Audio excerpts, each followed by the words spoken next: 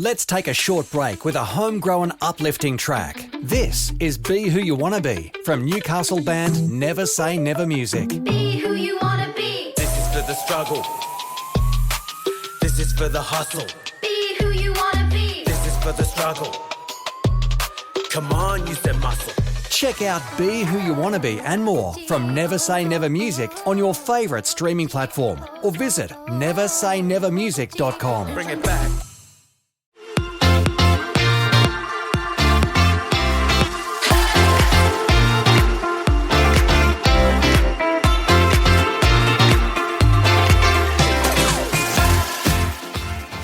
It's not often you get to meet somebody who not only introduced one remarkable brand into Australia, but two incredible brands. He launched McDonald's into Australia and then actually co-owned Gloria jeans.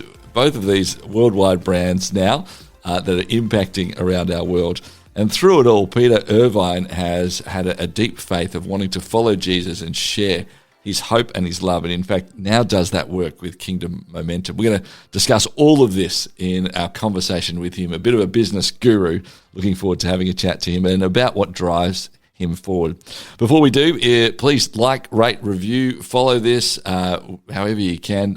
Subscribe to the podcast, helps us get out to more people. Let's chat with Peter Irvine. Peter Irvine joins me now. G'day, Peter. Hi, Clayton. Great to be here. It's so wonderful to have a chat to you as well. And you are now currently the CEO and the founder of Kingdom Momentum, which we're going to talk about as well. Peter, let's sort of go back to the start. Faith is a huge part of your life, a Christian faith, a trust in Jesus. Was that something that was always there as a child, or was that something that was sort of came into your world later on? Well, it's a journey. I guess life is a journey, and our faith and relationship with Jesus is a journey as well. I was always in church, if you like, in Sunday school from a very early age, and grew up in that and into youth group. I guess was in the youth group started to really be challenged around my faith in terms of where you're going, what you're doing. But it then took some many years, and I guess the real hit, if you like, came in about the mid-30s when I was having quiet time and I sensed God said to me, your Bible's too small. And I'm sort of saying, oh, I'm not really sure what that means. He said, well, you're mentally crossing out chapters and books and verses of the Bibles that people are telling you, or books you're reading are telling you don't apply today. And I thought, he's right. Well, of course he's right. He's God. And from that day onwards, the Bible opened up from cover to cover, and I went on a journey to realising we're just not here to get by and pay bills. We're here to succeed and be successful, to be a blessing to other people. Now, that blessing can come in many ways, as you'll hear about, I guess, on the journey, where, I get to then late 40s, and I'm in advertising agency. Not a lot of old people in advertising agencies. They've either died or they're in a pub, and usually death came not long after through alcohol poisoning. and I sensed that. Well, I guess I love the business, I love the energy of it, and still not really fully where I'm sensing what plan God's got for me. So I'm sensing saying to me, you're not going to waste everything you learn and just retire somewhere. You're going to take this and help people from the mistakes you've made and the things you've learned on the journey. And then you start to yourself try to think what that would be and start to plan towards it. But it's never where you think it is to where we are today.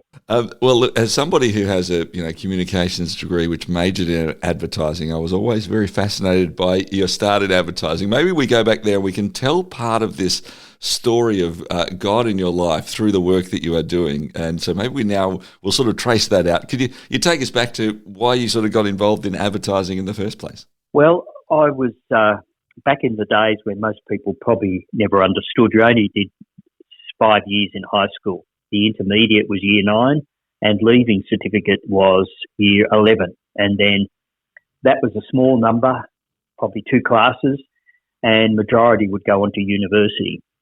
at year 9, most people left school to get a trade or just work at a job. So I'm 14. The only leaving I did was at year 9. I thought the school was all about sport and PE till the teacher told me, no, you do have to learn other things as well. So I got by, I got through. My parents were huge families. They never went beyond primary because they had to go out and support big families. And so there wasn't an expectation to own anything or do anything. You just get by and pay bills. So that's what happened. And we moved on from there.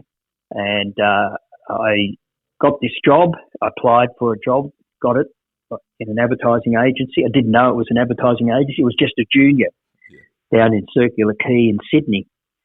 And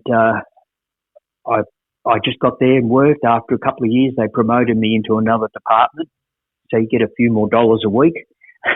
Because you got to bear in mind, when I started in 1963, it was £3.10 I was being paid, which eventually became dollars and cents a few years later, which so I was on $6.20. Yes. So getting a few dollars more was a huge increase. Where you move up and you just do the job, and I kept getting promoted, not understanding why. Till eventually, after many years, they said, we want you to be manager of this department. And I'm going, well, why me? I wasn't sort of ambitious because that's not what I was taught. So we then moved on to eventually I became general manager after many years. In the last 2 years, 28 years on, I became managing director of this big agency with huge clients. And the chairman called me in and said, after being away on holidays, we want you to be managing director because the MD is going to America to run the Dallas-Fort Worth office. And I said, no, I don't think so. He pressured me. I said, look, I'm going to go home and pray about it. He said, of course you are. He knew what I was talking about, but it got me out of his office. So I got home. I said to Sue, look, you should take it. I said, it's the wrong answer. So I rang our pastor at our church. We just moved churches to Hillsong and being inspired, I'm starting to realise by now that God had a whole different plan to what I was growing up with. And it was totally unfamiliar that he wanted us to go and succeed and make a difference and impact people in the marketplace, because who's going to reach them but us? And so we start that journey. And I rang the pastor. He said, you should take it. I said, it's the wrong answer. So by the morning, God had worked on me. And on the way in, driving in, which was a long drive, I said to God, well, if we're going to do this, we're going to set a vision, whatever that means, and we're going to go forward. We're not going to sit around and do nothing as an ad agency. And that's what we did. We went forward phenomenally for 2 years until the Gloria Jeans opportunity came up. So I wasn't looking for an advertising agency. All I was looking for was a job at 14. It's a remarkable story, and I mean, these are the ones that so many people love to hear. You didn't even know it was an ad agency here. You were running it by the end, but the experience of Yeah. what it was throughout that. Along the way, you're picking up different principles, businesses. You talked about Gloria Jeans. We'll get to that in just a moment. But the things that you sort of, if you were to stand back and look at that time, specifically in that agency, and over those decades, the skills that you picked up that you are now applying to any part of your life, are there specific areas you go, well, that's actually something that's taught me about all of life? Yeah, look, I certainly worked in advertising. I was a media planning and buying and scheduling. Then I became general manager, and I had a close relationship with McDonald's. I got on well with the marketing director. Most people didn't. And so from there, I sort of came a bit more cemented there. So I learned a lot about retail, franchising, and the principles that go around there. But, I wasn't fully an all-round person in advertising because they're a very specialist role. I certainly wasn't creative in the sense of writing copy and designing ads and those sorts of things. But that's why you got specialists, in these areas. You had a team that you brought in when you got a brief and you wanted execution of a plan or a brief from a client.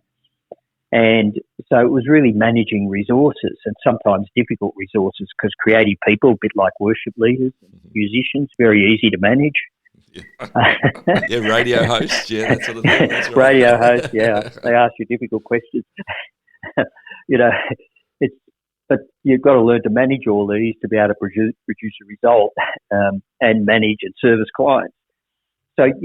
And we worked on a lot of big range of businesses. So you're starting to learn not just about marketing, but you're in briefing sessions. So you're learning about manufacturing. You go and see manufacturing plants of some of your clients.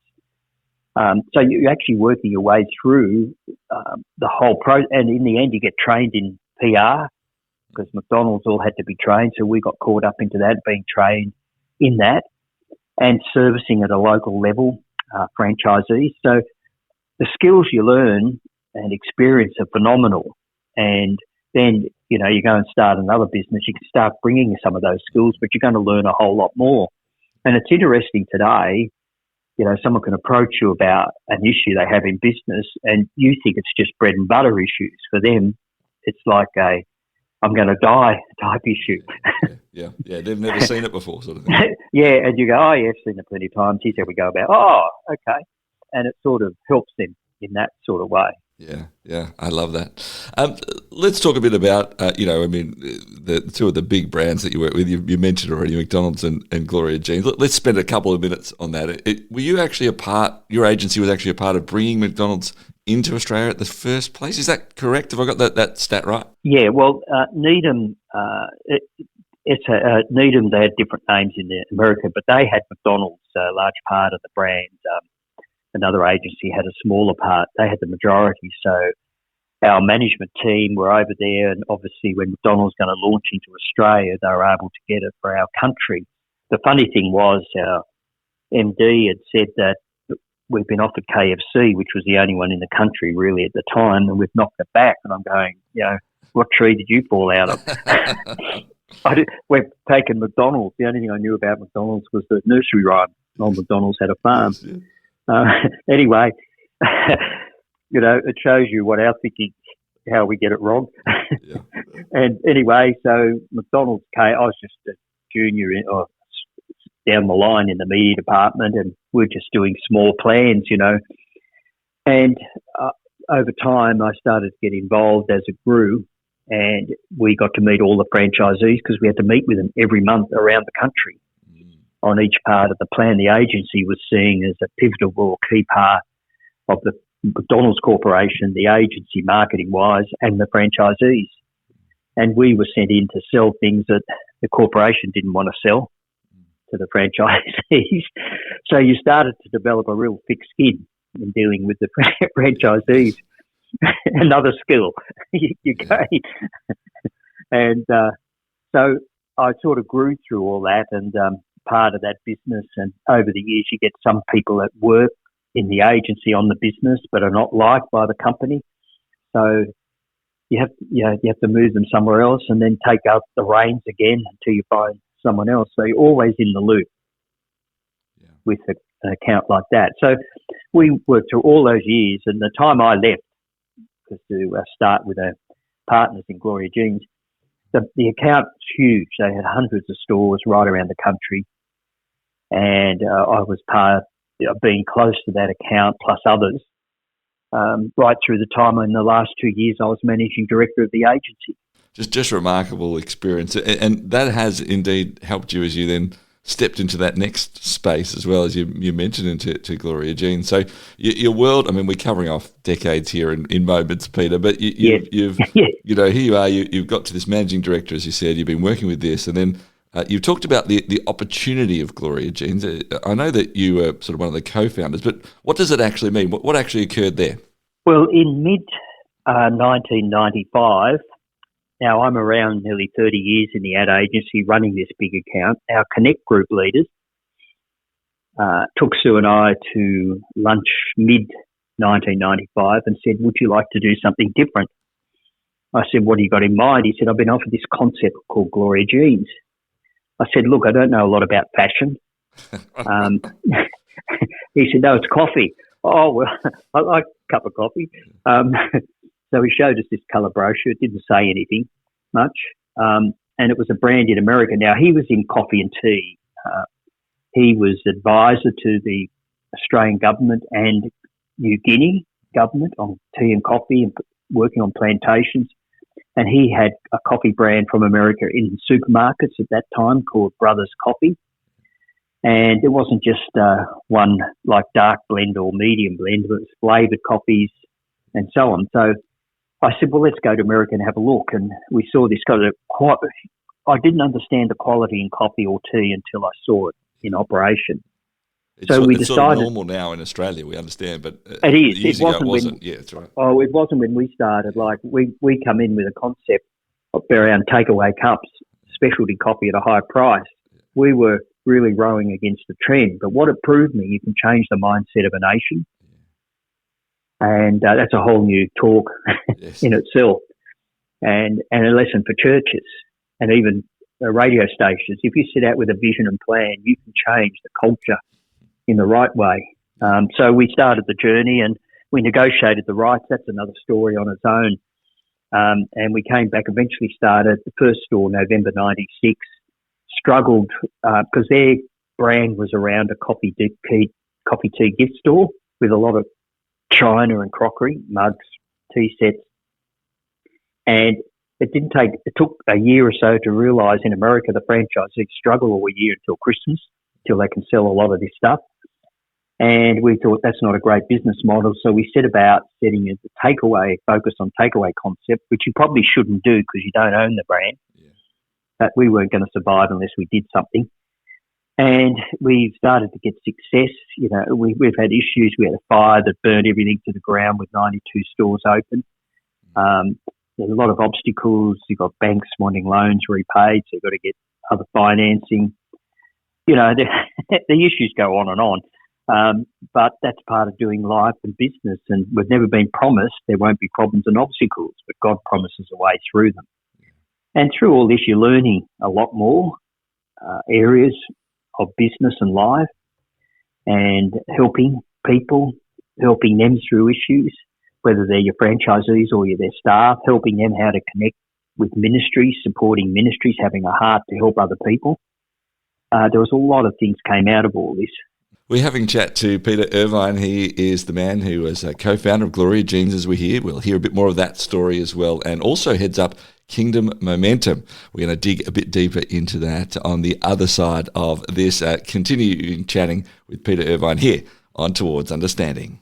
Share your brand, your event, your message across 90 Christian radio stations and major cities in Australia and New Zealand by sponsoring Towards Understanding, hosted by Clayton Bielen. More than 210,000 people tune into Towards Understanding each week, and with just one sponsorship, you'll reach this immense engaged audience. Find out more about this exciting and unique opportunity now on the sponsorship page at positivemedia.com.au. I know also from your perspective, and you know, I certainly heard around the traps throughout the time that you had Gloria Jeans there too, that there was always a deeper purpose for you in that. It was a business and that's what it was focused on, but you wanted to do something with that business as well. Is that fair assessment? Yes, the both families. The desire was to create income for the kingdom. The problem is when you put that out there, you've suddenly got a bullseye on you. Yeah.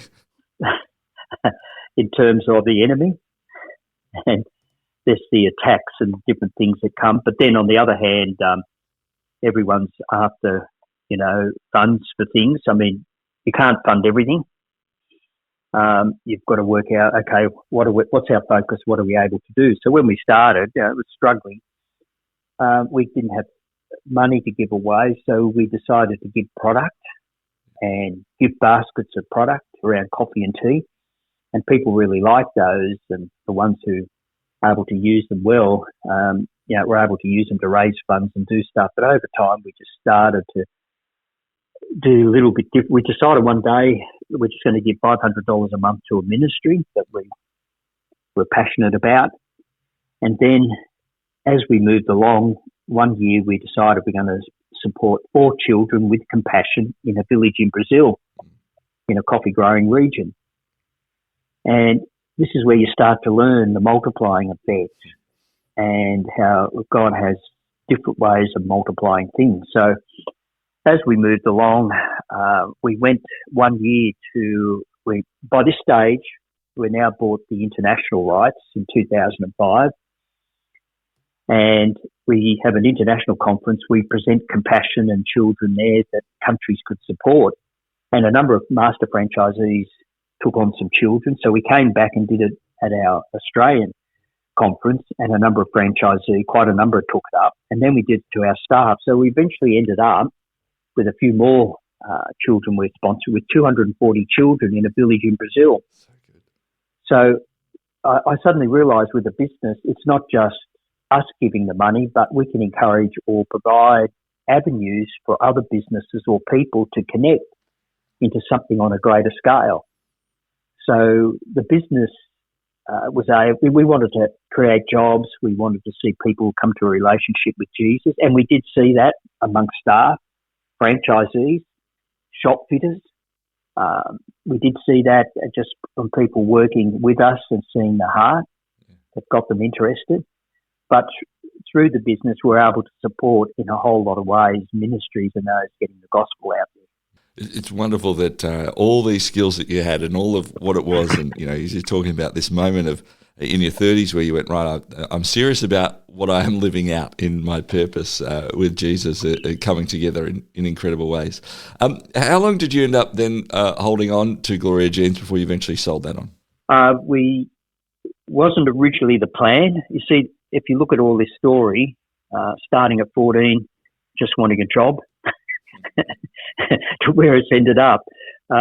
And Gloria Jeans, we started it so, okay, we would pull back in later years and other people could run it and it could still do that, but it wasn't God's plan. It became clear around 2013, early 2014. Anyway, we started the process and we sold out in 2014, and my wife and I, we were a Christian, quite high-profile Christian accountant, specialises in setting up trusts and so on. And we set about trusts that could invest funds and create funds for the kingdom.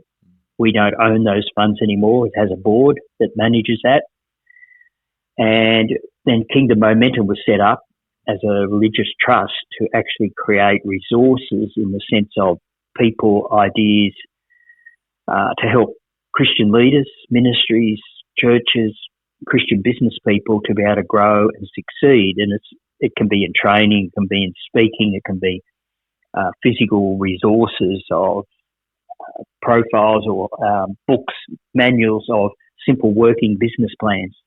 So people have some tools to help them go on the next journey, because quite a lot of people will charge to do these things, but they're quite expensive, and ministries don't always have that excess funds. So providing some resources does help them get access to this type of information.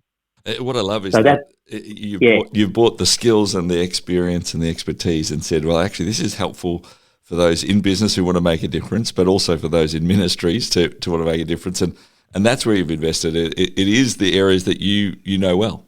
Yeah, and there's sort of a feeling that business and your faith or Christians don't mix, which was taught in my early years, which I guess was you just earn enough, so you got enough, but I can never work out why people appeal for money. Where was it going to come from? But if you look right through Scripture, God wanted his people to prosper, to be a testimony and be a blessing to other people. He prospered Isaac, he prospered Abraham, he prospered all these people. Jesus gave workplace examples to a lot of his parables when he spoke. And in fact, he worked himself, as did Paul. So it didn't seem to be an offence, to them. David goes out to fight Goliath and he asked 3 times what the reward was. But he knew there was a greater purpose, because he said to Goliath, today you'll know there is a God. But before he went out, he said 3 times, what's the reward you get for this? Part of what it is, part of the plan. As you've set this up and been involved in it, and I must certainly stick up my hand here and say that the organisation that I get the privilege of running, we've actually been blessed by in fact your organisation as well in Kingdom Momentum, and had some expertise helped with us, just as we've set up some things to hopefully make sure that we know we're making a difference, and that's been just remarkable. Do you have favourite stories, and maybe you can't name people specifically, that's okay if you can't, but of the work that you've set up through this, and it's not just you doing it either, you've got other people who are helping you in that. Is there some favourite stories you love telling of this is the change that's occurred? Yeah, so probably more recently I've become aware a lot of ministries who ring looking for help. Usually it's funding, and this started during COVID. Oh, we need funding. Why? Because our giving's down. Well, why do you need it? Because giving's down. So what are you going to do with it? Well, we're just going to keep our heads down until this is over. I said, I don't understand. I said, you were born for such a day as this. This is when we should rise to the surface. We're here to help people. And we shouldn't be bunkering down and hiding just to get by. And that challenged a few people. There were some others who couldn't get their head around it. So today I'm really strong on two things. One is what's your prayer support base? Oh, I've got a couple of people. I said, well, how many phone numbers do you have in your phone? Oh, I've got 200, over 200. Well, there we are. Approach them about becoming your prayer partners. You've got to start getting some prayer around this. Otherwise, you're doing it on your own. Secondly, and they usually send me some of their collateral material, leaflets, brochures, and I go, it's all needs based, that we need a typewriter or we need, computer or this or whatever. I said, sell the vision of your actual ministry, and then put out what is needed to achieve that. What do you want to achieve, and what do you expect to come out of it, and here's what we need to do it. And I've got a lady in our church up here. We live near Coffs Harbour. We've got a lady in our church that's really good at writing what I call a single sheet sell sheet. They probably don't like the word sell, but it actually focuses on who you are, what are you doing, what do you expect to achieve, and what do you need to do it. And we're getting some great testimonies coming from people that we're actually getting traction with people that want to buy into this, because it's a whole different pitch. That's what I love about that too. That is, this is something that's about actually taking the idea and the thought and lifting it higher and seeing what more God's actually going to be doing out of it. Yeah. And I think I'm challenging people now, because I think we have to rethink the whole fundraising thing. A lot of ministries are having trouble because they started years ago and the older generation is passing away, and that's their support base. Yeah. And they're finding it very hard to engage with the younger generation. Yeah. And I sometimes suggest, why don't you put a teenager on your board? Yeah. Get some different thinking. Yeah. And maybe that's a bit over, but someone young, who can come in, how are they going to learn unless we bring them on the journey? I'm very strong now on the next generation. I'm not going to be around, forever. We'd like to think we are, but we're not. And the next generation, we need to sow into them in whatever ways are possible. And that's sometimes funding them to go to Bible college if that's where they want to go. So we sometimes will send someone somewhere we think is going to help them grow to the next level. Yeah. It's just really who we're dealing with and what we think the need is. Multiple things for me. I want to finish with a couple of questions around challenge and opportunity that you want to give to us, across Australia, across New Zealand as we're listening. But just specifically, as people maybe hear a bit about Kingdom Momentum and they're like, I'd like to connect in. How do you connect in? Is it a matter of going to a website and writing an email and connecting in? Do you have to know somebody to know somebody? How do you operate in that regard? I try to hide. Yeah. I get people keep trying to tell me, come on and say we can help boost your posts to get more leads. I don't need more. What happens, I guess, word of mouth. I'm doing quite a bit of stuff with John Sycamore from Half Time. We have a thing called Business on Purpose. It's actually a program that runs for 12 months, and we have about 30.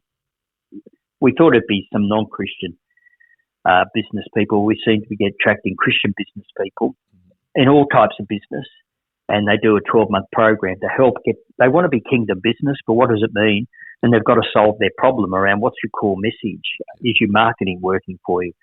Some of them are full of product in their warehouse. It's not moving. their pricing's wrong. They've got finally comes out, their family relationships. And so we've got people we can refer them to that can help on that journey. So that's one of those, and that brings, through the promotion that the digital guy does with all that, that seems to bring leads to Kingdom Momentum. But we get people who don't know what they want. They just think it's another one I'll send something to and hope I get an answer. Yep. But I think we've got to be strategic about it, who we approach and how we approach them. And that's the hardest part. And where I have difficulty, how do we focus? How do we bring the focus together to make this resonate with someone? There's a lot of trusts and foundations giving money, but a lot of them are very focused on where they want to give or they're passionate. Some are just purely church plans. Others want to help Indigenous. Others want to, help homeless. It just goes on and on. And focusing on the right ones and finding out the right ones, yes, is difficult, but you've got to start doing research and talking to people. And I guess people often come to us, and I usually say, you need a session. The person that did your session Yes. for your project down there in Melbourne, he's paid to do these sessions with people, so we sort out what they're really on about and where they're going and what they really need. Absolutely. Because I think your question, whether it was you, I can't remember who it was who originally approached this, was we need money. And he pointed them in a different direction. No, it was wonderful for us. We had the funding given, and then the opportunity to say, how do we actually shape this well? Or it might have even been the other way around. And then, he was, I think we can do something here and think beyond. I think that was the thing that always came from us from our sessions was, hey, think more than just what you're doing. What more could you be doing on a bigger scale? So, which is wonderful. Peter, as we wrap up, I want to give you the opportunity. There is people who are listening who perhaps run businesses. Now, whether they have a Christian faith or not, they're listening and they're thinking, well, yeah, I want to have a purposeful business beyond just the making of money. Those who maybe are running ministries and are saying, well, I want to have the biggest impact that I can have. I want to have that. What's some challenge or perhaps encouragement or maybe a bit of both that you would be giving? And I know you don't know everyone's individual circumstance, but the areas that perhaps they could be first thinking about or challenging themselves in. Well, I think there's just a couple of quick things. One is that, what do you believe God's birthing in you? And we sometimes, nothing. But if we spend time with him, I've had him speak to me during worship in a church service or during a message or watching television. Something prompted me and I've gone and written it down and explored it further, and it's developed, some of it's developed into an opportunity, or it started me on a journey somewhere else. And I believe God's birthing a vision for our life or our ministry or our family or our church or whatever it is. And we've got to lean into that and say, okay, open some doors, bring some information. But then you've got to start spending time with him and allow him to speak. And being in a place where he can speak. We're too busy not to be in church. Well, he can speak to you anywhere, but, if you're not allowing the time, you may not hear, because you're too busy with other things. The second thing is to start to just get some thoughts down on paper. Where do I want to be in the future? What's stopping me being there? Now, here's a plan to start working towards the things I need to do and start talking to people.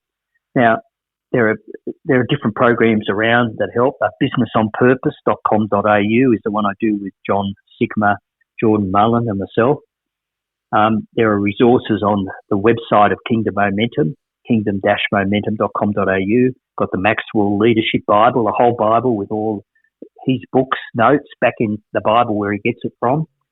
There's a couple of books about search for significance or half time, because a lot of people in business and life get to halfway through life and think, what's all this?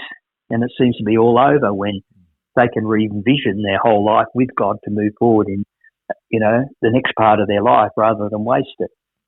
So there's a few resources there. So there's that one. I've got a YouTube channel, which has got over 220 short videos, which is a series connecting faith and life and business to each book of the Bible. I'm up to just about to start Proverbs. So we've gone from Genesis to Psalms so far. Plus I've got short videos on marketing, building plans, reviewing your people. So there's 220 short videos, Peter Irvine, Kingdom Momentum, and you just click subscribe for free. There's no cost. So there's a number amount of resources available that are going to help people. What a great opportunity to be taking the life that you walked into and weren't expecting, but realised. And I think one of the things I keep hearing from you, Peter, is that you're like, well, I thought it was going to be that, but as I was listening to God, he sort of asked me of this, and I did step into that, and something better happened, and then something more happened, and something more happened, yes. more impact. It's about what it is. Yeah, it does feel like that's a big part of your journey, and the two parts of that are, of course, the willingness to listen and the willingness to then change, which sometimes can be hard on both fronts. So it's quite a credit to you, and I think an inspiration to many of us to be able to walk in that way as well. I just wanted to say thank you so much, Peter, for coming on and sharing today. And I'm sure you have encouraged and challenged a whole lot of us, so really appreciate that. No problem. Thank you for the opportunity. From Kingdom Momentum, and previously had founded and run Gloria Jeans here in Australia and indeed many parts around the world, Peter Irvine, my guest today on Towards Understanding. Let's take a short break with a homegrown uplifting track. This is Be Who You Wanna Be from Newcastle band Never Say Never Music. Be who you wanna be. This is for the struggle. This is for the hustle. Be who you wanna be. This is for the struggle. Come on, use that muscle. Check out Be Who You Wanna Be and more from Never Say Never Music on your favourite streaming platform, or visit neversaynevermusic.com. Bring it back.